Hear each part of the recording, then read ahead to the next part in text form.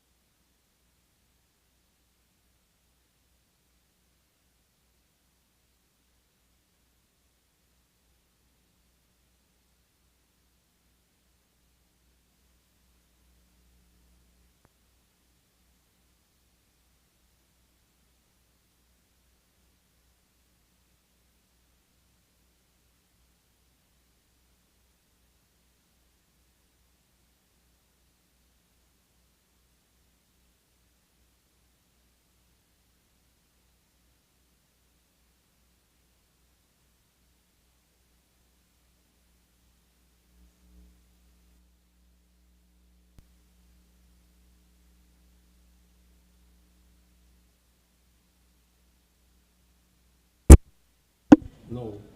Yeah. Huh?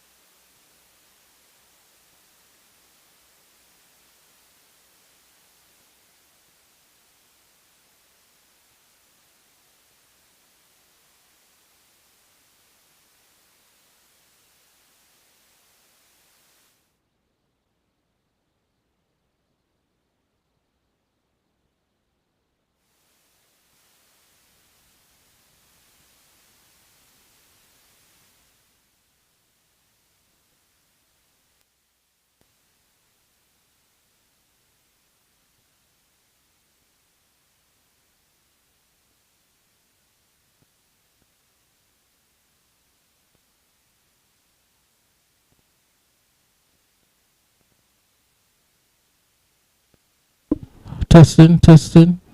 This one is working.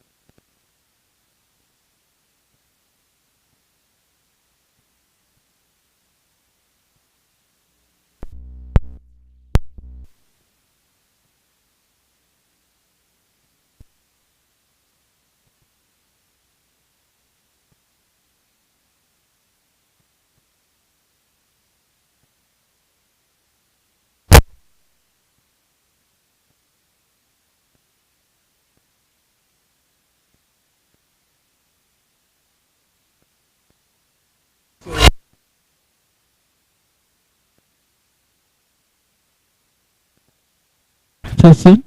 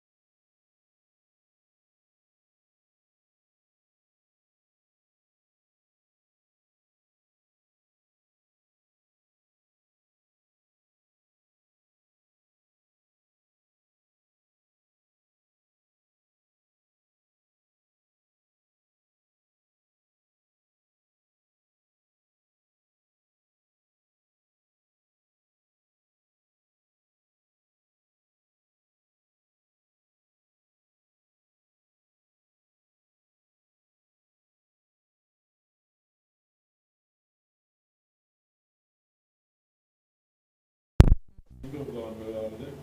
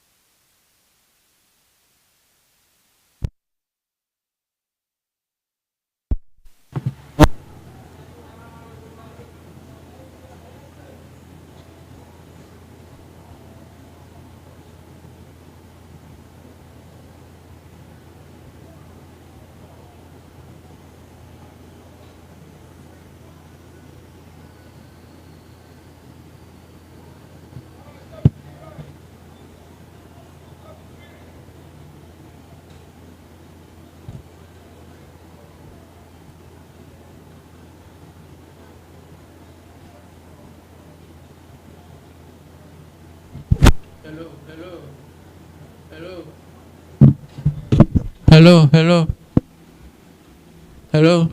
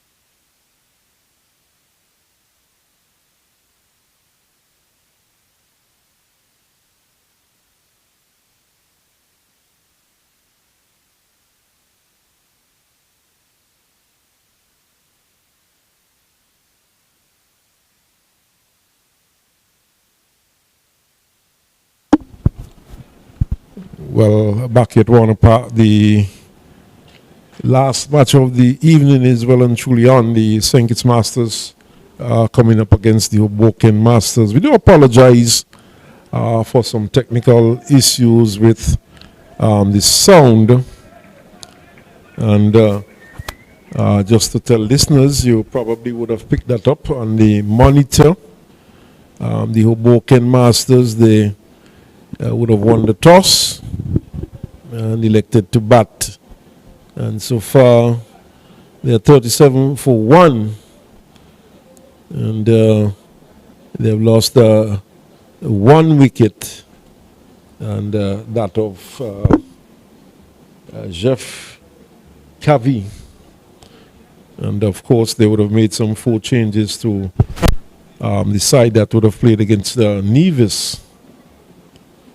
But out in the middle is Hardeep Prasad. Hardeep is Jaswal, as a matter of fact. He is on 20, and Prasad, who's been rather slow, he has 4 from 13 deliveries. Hardeep has 20 from 20 deliveries.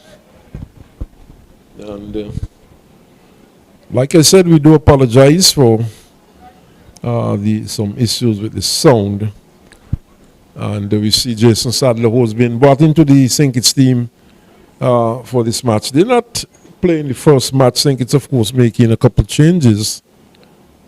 And as a matter of fact, what we have seen so far from St. Kitts is that they've gone about it differently to when they played against Nevis. But Sadler now, a spin bowler starts with a wide. And we would have known Jason Sadler as a medium pacer playing for St. Kitts. But now, in the latter years, opting to do it slow. Yes, Posado has been struggling a bit, misses 1. And almost bowled. Saw in the first match the St. Kitts team starting with White and Clark as the opening bowler. And Sadler starting fairly well. somewhat of an off spinner these days, as we have seen here today. Toss is up. Oh, misunderstanding. A good return, and he could have been on his way. But in the end, Possard makes it home. Not too good a return from Nisbet to Sadler. And the score now was gone on to 39 with Hadip. Oh, there's a loud appeal, and she's given him. So umpire Charlene raising that dreaded finger, and Sadler picks up a wicket. So the aggressive Yazwal is on his way back, and he's been dismissed by Jason Sadler. So he goes for 20, and the Hoboken team losing their second wicket. And going to the crease now is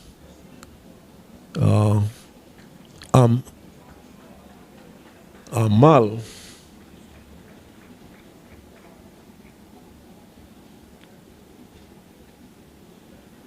And Amal Shaz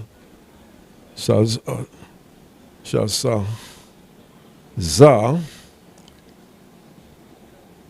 He goes to the crease now. And he comes in at number 4. In fact, at number 5, Charles Cesar coming in at the fall of the second wicket. So, Charles Cesar.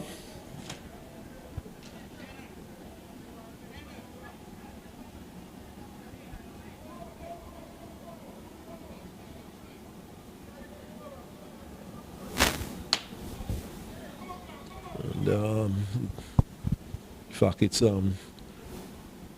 Charles Hazard, the actual pronunciation of that name, Charles Hazard, and Sadler goes in.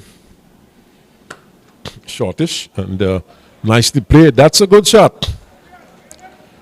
Finding the gap nicely and racing out towards the extra cover boundary. So, well played there by Chalazar.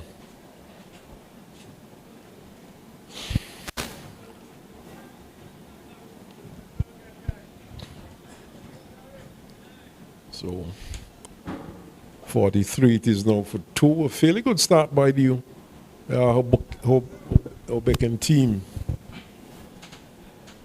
I've been joined by Victor Eddy. Victor, good evening. Good evening to you all, Smitten, and to everyone. We are live here at Warner Park, the St. Kitts Masters against the Hoboken. That's a visiting team, Masters, Hoboken. Okay. Yes, in fact, from New Jersey. New Jersey itself. Okay. Well, good conditions here at Warner Park. Cool atmosphere out there. Obviously, a nice little cool breeze coming across the ground. So we are expecting good entertainment here between these two teams. Yes, and St. Kitts doing it a bit differently. In the first match against Nevis, they would have started with the opening attack with Leon Clark and Sherman White. And today we saw them opening with the left-arm spin bowler Leader and Roy Nisbet from the media center end. Gary Rogers, who did not bowl in the first match, starts with a very short delivery, very loose delivery. And the batters are through for a bye. Lucky to get away that appeared to be a bit wide and perhaps might have been called for wide there. But they have started differently, the St. Kitts team. They dismissed Nevis earlier on for 91 runs. And Sherman White has not been used as yet. He would have picked up some wickets in the first match, as did Leon Clark. I think both of them got 2 wickets apiece. And here we see Gary Rogers being given an opportunity with the ball. In fact, we have already seen Leader, who I think in the first match would have substituted for Sherman White. He is in the 11 and he opened the bowling from the far end. Yes, and really, Gary Rogers is searching for a length, but this one being dispatched, probably it's 4 runs into the square leg boundary. Yes, just backward of square. And not a very good delivery by Gary Rogers. And turned nicely into the onside by Shalazar. And he picks up his second boundary. So the score's gone on to 48 for 2. Nice shot again there by Shalazar. This one is placed in the cover region. He's getting more runs here. And in fact, we'll wait for the umpire. It seemed to have come pretty close to the boundary. And it's just 2 runs.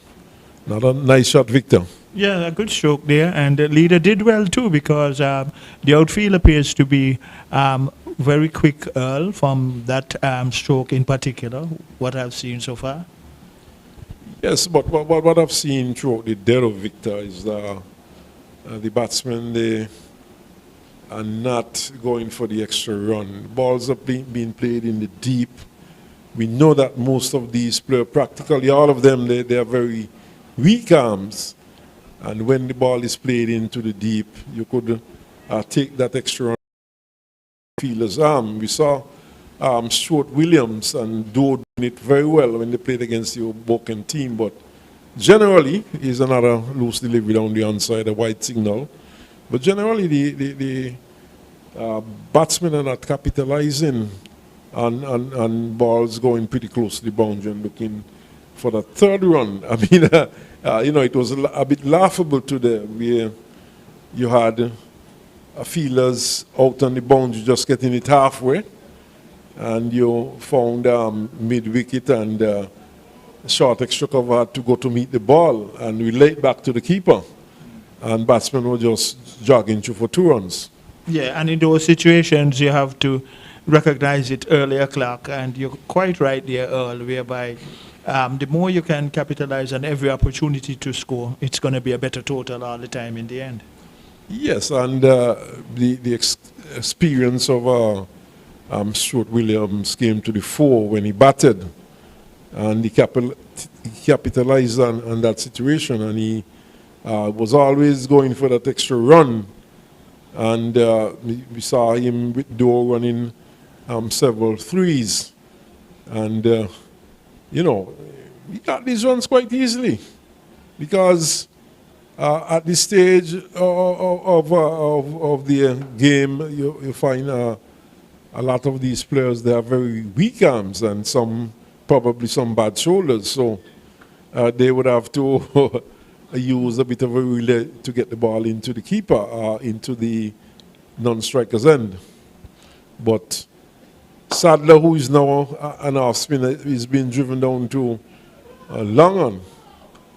And Victor, we know Jason to be more of a medium pacer in his head, but now opting to do some off spin. Yeah, and bowling more on the slow side, well, that is understandable, but so far, keeping a fairly good line and length is Jason Sadler as the field turns over. Shane Jeffers is also out there, and a few former St. Kitts and Leeward Islands cricketers, obviously on both teams, obviously. Yes, most definitely. In the air and safe, should get at least, well, I was about to say at least 2, but just the single. So that one peeling off the outer portion of the bat and going down towards short third man. And just a single. But like you said, a number of former players out there for St. Kitts. Tossed up and driven by Prasad. And gets a... Oh, the return. He's out, yes, he should be out. Never looking to ground his bat. Good work there by Welton Edwards. A good, strong throw. And he's a player who's been playing a lot of cricket recently. And direct hit.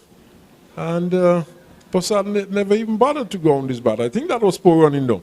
Well, yeah, it was the slight hesitation there, but the anticipation and the moving of Walton Edwards onto the ball, he attacked it, and the throw was direct, and that was a good run out. So a good arm there by Walton Edwards, and he also plays for the young guns in the Masters tournaments when they usually have them.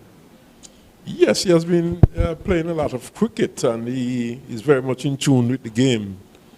And, a fit player also. And he actually gained selection on the St. Kitts team some years ago.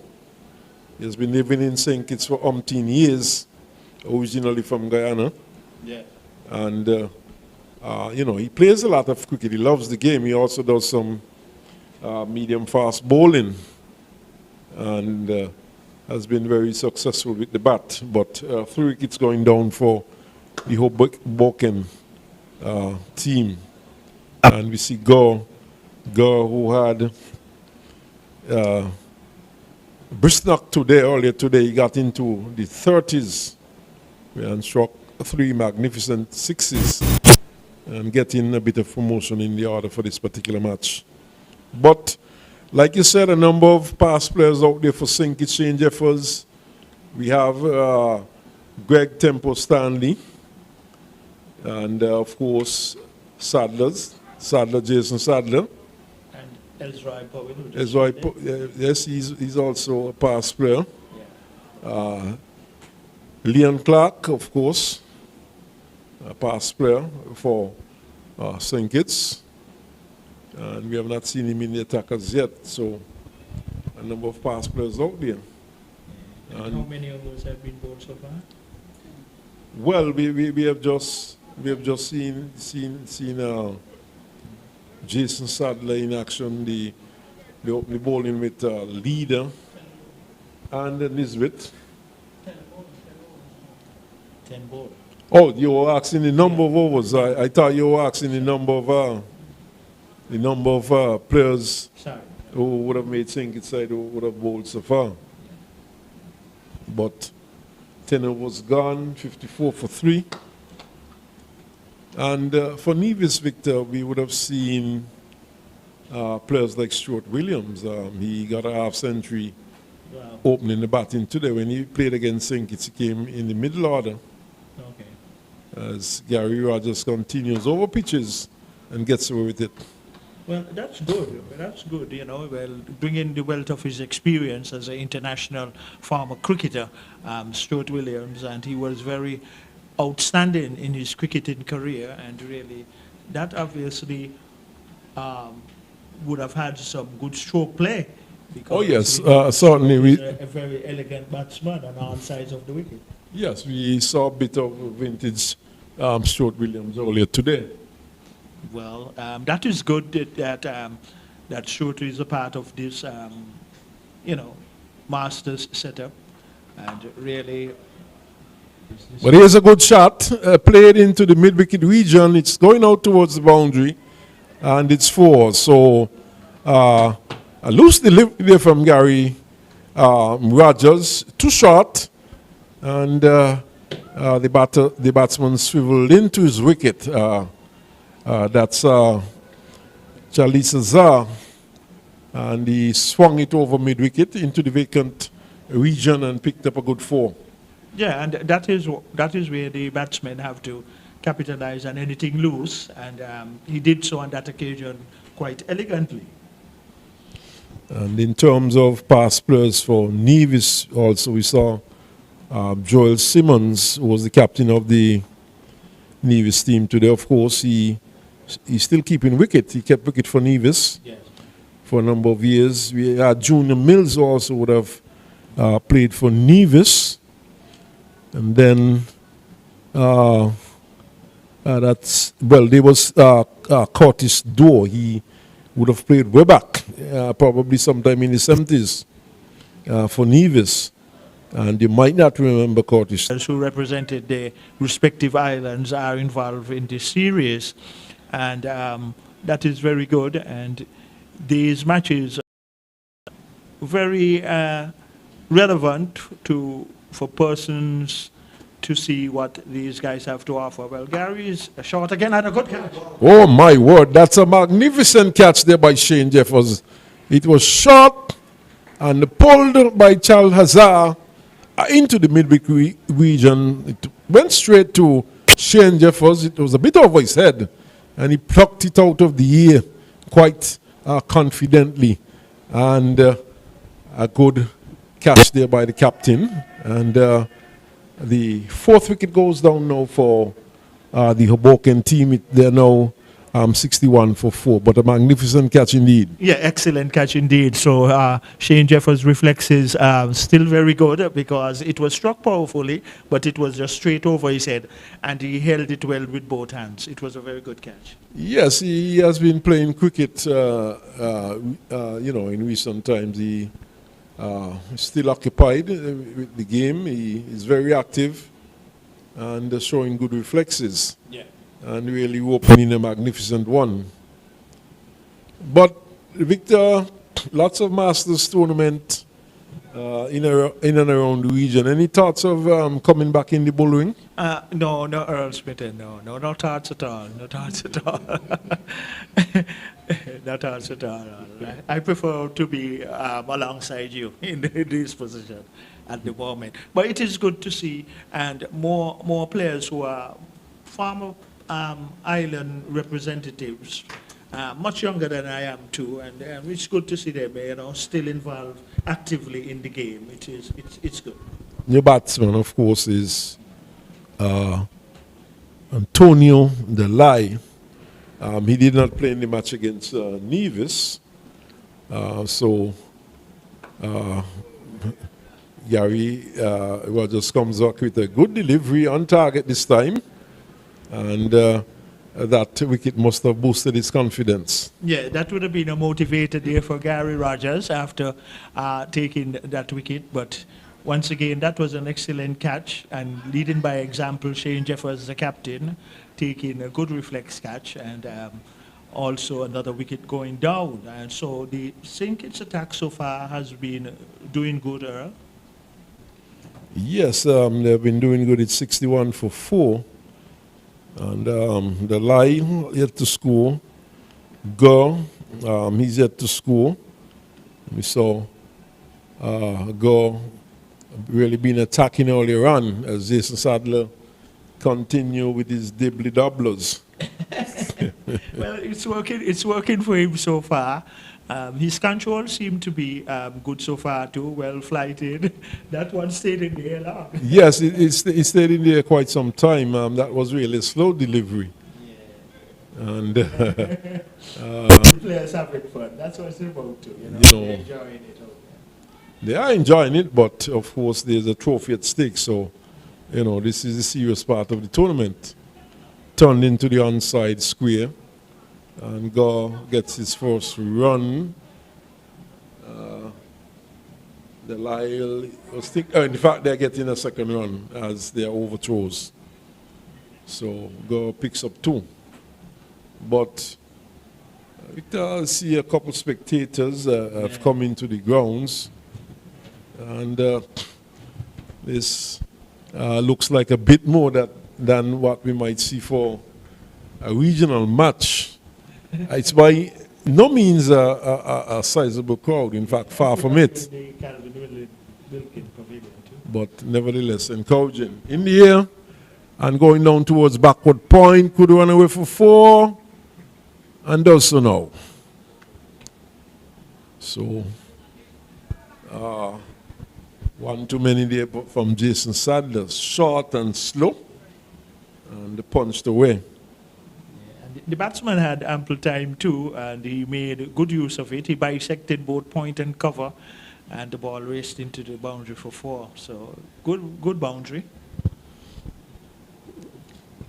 Short and punched again. This time it's going out towards the boundary for another 4. So consecutive boundaries there to go. And could very well be Jason Sadler's last over.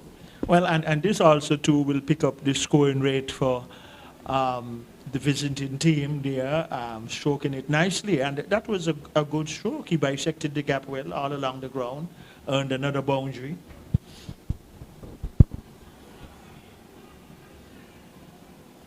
Oh, he's whipping this one into the onside and gets just a single. So, Jason Sadler, spin bowler now, looks a bit innocuous to me. That's right. And perhaps that might have been his last over. And it was an expensive one too.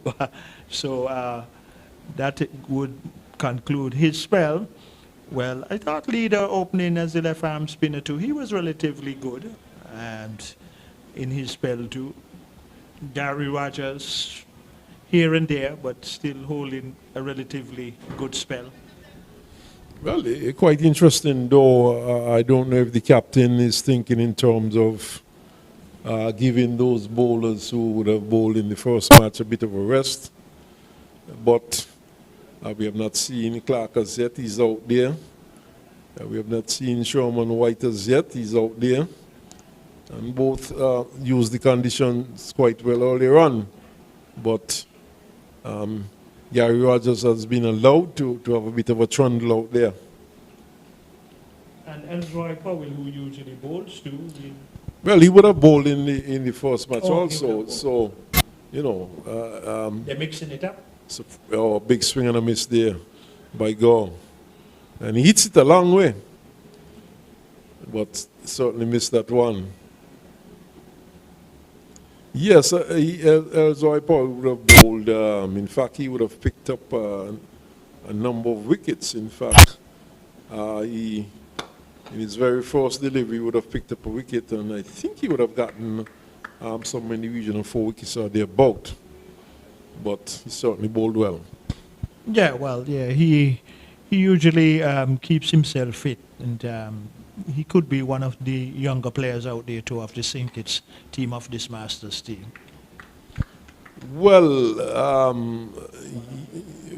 younger, that's a good question. Is that chronological age in terms of fitness?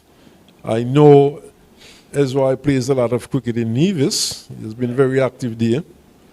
And just recently he would have played in the 10-10 tournament held by the Nevis Cricket Association. But so he's a very fit man.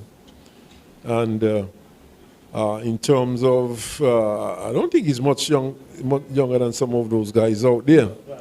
Stroke from a good batsman, you can see that, because hitting straight is one of the more better strokes to play, and he executed that well.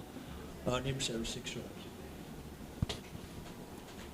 So, Jeffers, what really do? We see Jason Sadler heading back towards the bowling crease. Is he going to continue with Jason Sadler? And having difficulty finding the ball.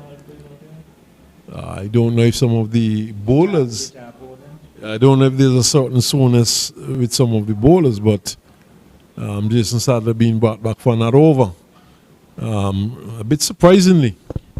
Yeah, in terms of how he has been bowling, and a little on the expensive side, obviously, but for some reason, it seemed like Captain Jeffers, well, he's going to the southern end, and a few players down there, probably the ball got caught up with the tarpaulins at that southern end of the ground there, so not missing any play at the moment. But at the same time, though, the captain, Shane Jeffers, appears that it's going to be Jason Sadler who is going to continue on this media center. Well, Jason Sadler and Gary Rogers, they do have similar bowling figures, both, in fact, identical bowling figures. And both of these bowlers, they have bowled 3 overs for 20 runs, and they've picked up a wicket each. The ball is back now. Yeah. A bit on the expensive side, almost touching on 7 runs per over. But the captain persisting with these bowlers, and perhaps giving some of the other bowlers a bit of a rest. You know, this is a short tournament, and you We certainly would like to go into the back end of the tournament with most of your key players in good condition. Oh my goodness, this one almost snuck through. And Sadler thought he had his man, but well kept out there by the batsman Daliani. Dalai, sorry. And this one is played into the offside there. Back for the second run. The return on the bounce, not taken cleanly by Sadler, and better return, and Gore could have found himself in trouble. Well, he was running quickly too, but as you quite rightly said, if it was more accurate, it could have been a very close call. Seemed to have dropped his bat and never seemed to have grounded his bat. So Sadler with his final over. Really would have reinvented himself once a medium fast bowler for St. Kitts. Now playing in the Masters cricket, an off spinner.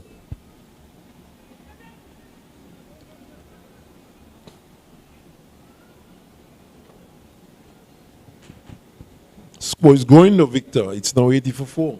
Well, yeah, these two put in a good little partnership together for their team, which is good. They've been out there for a little while and getting some good boundaries so far too in the partnership. Oh, this is a bad, poor delivery. Overtossed, and oh my goodness, what is he doing down there? But he gets back. And the wide is signal. He was all the way down on his partner. The ball going to short backward square. The throw should have been at the bowler's end, and he would have been on his way, but leader sent it to the keeper's end. But there's a drive. And in fact, it eludes Gary Rogers and goes Just stop inside. just pretty close to the boundary. Oh my goodness, both batsmen in total chaos, almost finding themselves at the same end. So, and I'm sure confusing the scorers too. Yeah, and it seemed like they were both contemplating that the ball was going to go into the boundary, so they just kept looking, but they ended up at the same end.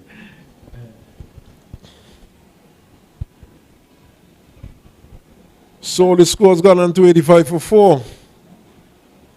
And we have some 13.5 overs completed. In fact, that's the last delivery of that over, the last delivery of Sadler's spell.